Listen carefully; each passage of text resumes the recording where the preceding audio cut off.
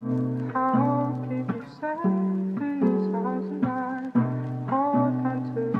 about it. If you really believe in someone, chances are they already know you do. Saying it's kind of redundant, don't you think? Not if you mean it, and you want someone to know you do. Yeah. I guess we say it because we want to give someone hope. Hope to keep fighting.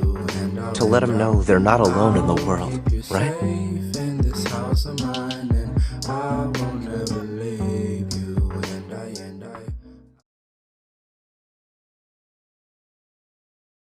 You heard what I said and then called me a liar.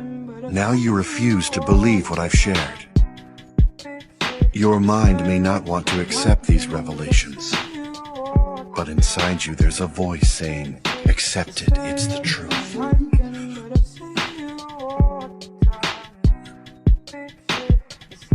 Soon you'll know. Time will help. I feel sorry about your confusion, but this world's never really been about truth or lies. In this world, there's only one thing that's worth knowing. Hard facts. Despite this universal truth, people misguidedly choose to only accept the facts that appeal to their way of thinking. They're so limited, they can only accept the truths that are comfortable for them. So, this is simply about wanting to hang on to your personal power. Realizing things may not have been as we accepted them to be unsettles us. It's overwhelming. Are you absolutely sure that you know the truth? It's up to you. But be careful. Be certain it's your wish and not anyone else's. Know that if you fight of your own free will, any resulting sins and punishments will be of your own making.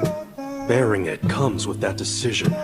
However, if that desire was borrowed from another person, then the ideals you claim are nothing more than fantasy. There must be a reason for fighting, but that reason must never be an ideal.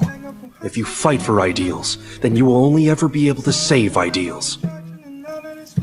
That's all. You won't be able to help anyone. A desire to save something or someone stands out as a reason to fight, or at least it does for you. Right, Emiya? Salvation at the hands of another is never true. Such salvation is like currency. When used, it passes on to another.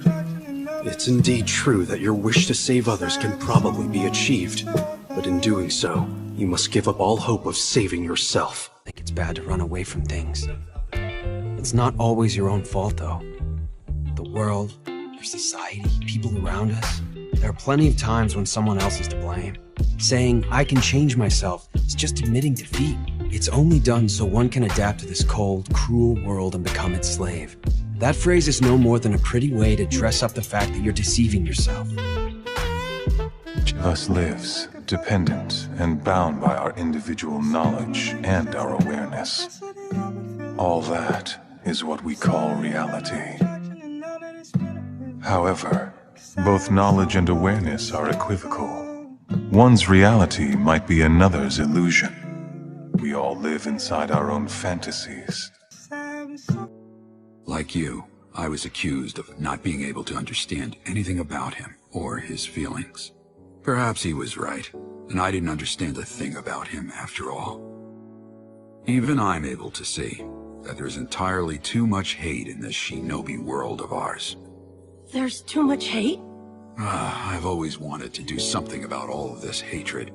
I'm just not quite sure how to go about it as of yet. But I truly believe that eventually the day will come when all people will understand one another and live in harmony.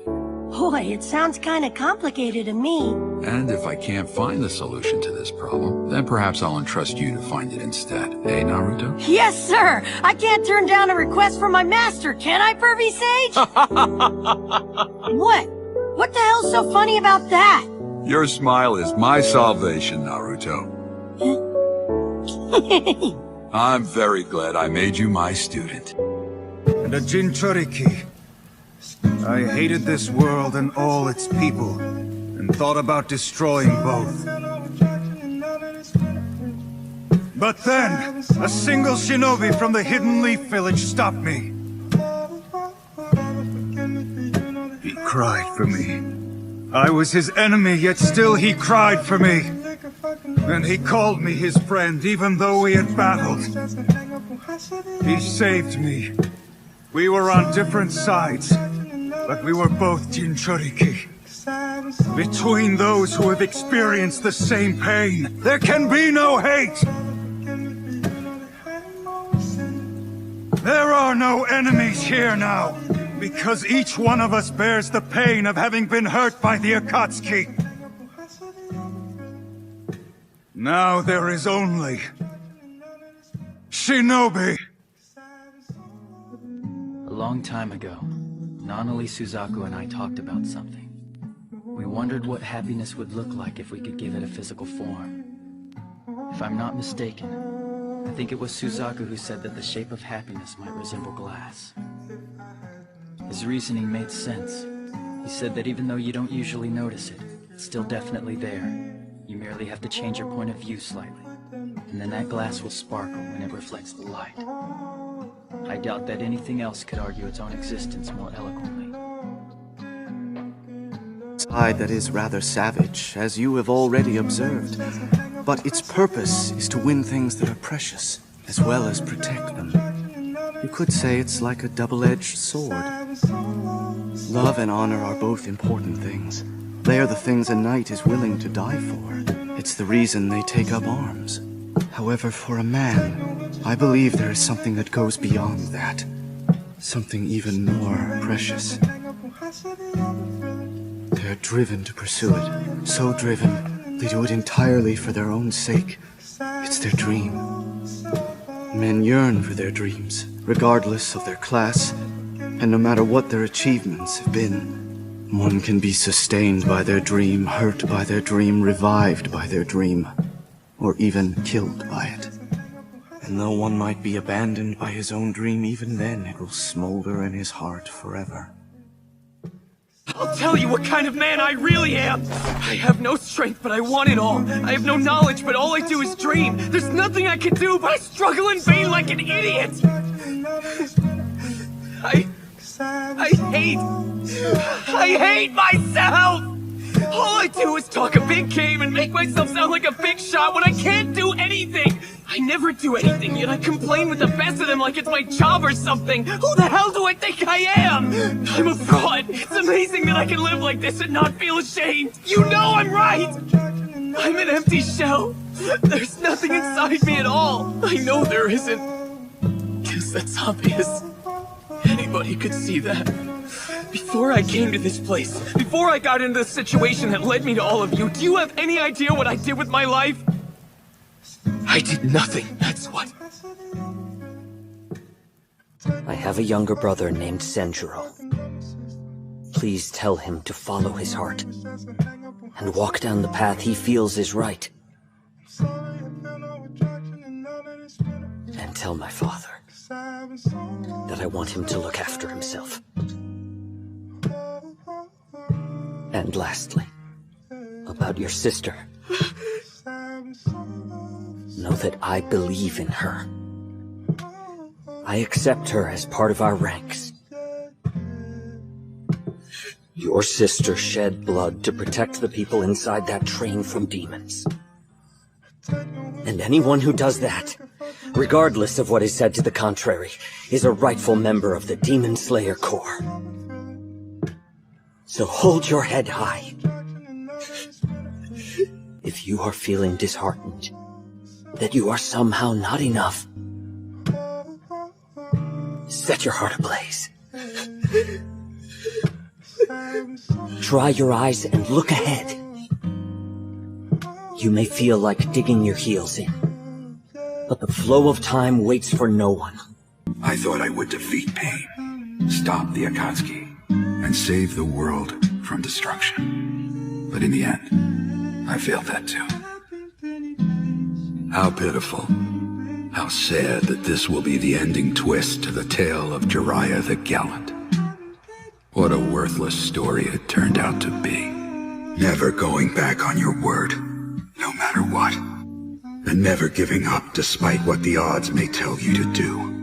Naruto, if that is truly your ninja way, then as your teacher, I have no business at all whining. Because, as everyone knows, a student inherits his ninja way from his teacher. Right, Naruto? The tale of Jiraiya the Gallant. Well, now it'll end a bit better, I hope. The final chapter. I'll call it Frog at the bottom of the well drifts off into the great ocean. Just barely glorious, but glorious indeed. Now, I suppose it's about time I put down my pen. Oh, that's right. What should I name the sequel? I wonder. Let's see. The Tale of Naruto Uzumaki. Yes, that has a nice ring to it. Youth is a lie. It is nothing but evil. Those who look to rejoice in their youth deceive themselves and those around them, accepting in full the circumstances that devour them. In the face of the great and reverend word youth, they will twist any common interpretation or accepted notion out of recognition. In their minds, lies, secrets, sins, and even failure are nothing more than the spice of youth. If failure is truly the designated mark of one's youth, then would it not be considered abnormal for one not in his youth to still fail at befriending anyone? Let's go! But I'm sure none of them would admit to that being true. They only define youth to their own benefit. Oh man, she's a peach. Sounds like she wants everything. My kind of girl. That kind of wanting is dangerous. It's not how reality works. Take a look. This is what I got for wanting something unrealistic. I disagree. You want to bring back someone that you've lost. You might want money. Maybe you want women. Or you might want to protect the world. These are all common things people want. Things that their hearts desire. Greed may not be good, but it's not so bad either. You humans think greed is just for money and power, but everyone wants something they don't have.